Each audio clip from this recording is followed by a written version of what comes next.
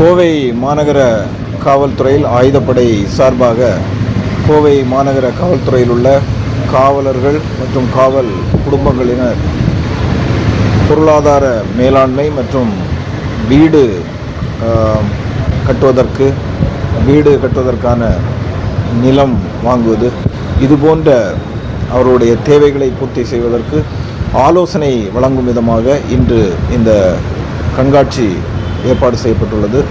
இதில் 10 தேசிய உடைமையாக்கப்பட்ட வங்கிகள் அவர்களுடைய ஹவுசிங் லோன் பற்றிய அவர்களுடைய சேவைகளை எடுத்து சொல்லுகின்றார்கள். அதே போல் 18 நிறுவனங்கள் வீடு கட்டுவதற்கான இடங்கள் வாங்குவது பற்றிய ஆலோசனை வழங்க இருக்கின்றார்கள். அதே போல் 15 ஸ்டால்ஸ் காவலர் குடும்பங்களுக்கு ஏற்கனவே அவர்கள் சுயதொழில் செய்யக்கூடிய விதமாக பயிற்சி அளிக்கப்பட்டு அவர்கள் நடத்தி வருகின்றார்கள். அவர்களுடைய பொருட்களை கண்காட்சிக்கு வைத்து அதையும் இன்று வெளிப்படுத்தியிருக்கின்றார்கள். அதே போல் சர்வதேச யோகா தினத்தை முன்னிட்டு யோகா பயிற்சி மட்டுமல்லாமல் காவல் குடும்பத்தில் உள்ளவர்கள் யோகா பயிற்றுனர்களாக மாறுவதற்கும் தேவையான பயிற்சிகளை ஏற்பாடு செய்யும் விதமாக இன்றிலிருந்து ஆரம்பித்து 3 நாட்கள் நடைபெற இருக்கின்றன. இது காவலர் குடும்பங்களினுடைய பொருளாதார சூழலை மேம்படுத்துவதோடு மனநலத்தையும் மேம்படுத்துவதற்காக இந்த கண்காட்சி மற்றும் பயிற்சி வகுப்புகள் ஏற்பாடு செய்யப்பட்டுள்ளன. கோவை மாநகரத்தை பொறுத்த வரைக்கும் கள்ளச்சாராயம் சுத்தமாக கிடையாது.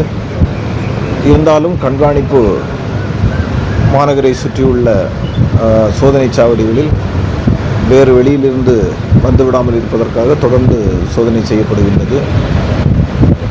அதுபோல் நுண்ணறிவு பிரிவு மூலமாக யாரேனும் வெளியிலிருந்து கொண்டு வருவதற்கு வாய்ப்பு இருக்கின்றதா என்பதையும் தகவல் சேகரித்து உரிய நடவடிக்கை எடுத்து வருகின்றனர்.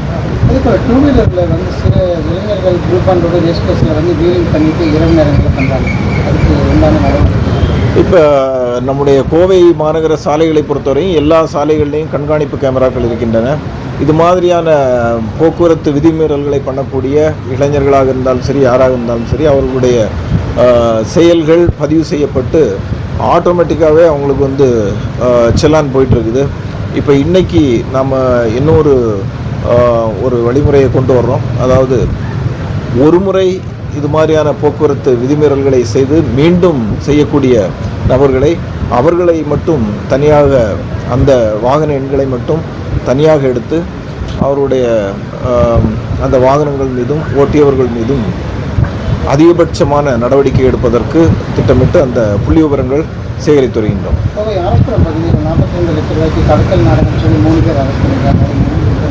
ஆமாம், அது ஒரு நகை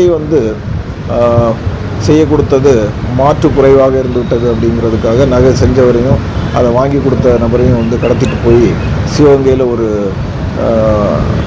சரித்திர பதிவேடு குற்றவாளி வீட்டில் வச்சு மிரட்டியதாக சொல்லி வழக்கு பதிவு செய்யப்பட்டு அதில் அந்த கடத்திட்டு போனவங்களையும் அந்த கடத்தியவர்களையும் நம்ம இப்போது கைது செய்திருக்கின்றோம். கடத்திட்டு போனவங்களை மீட்டு கடத்தியவர்களை கைது செய்திருக்கின்றோம். அது குற்ற நடவடிக்கை எடுக்கப்பட்டு வருகின்றோம்.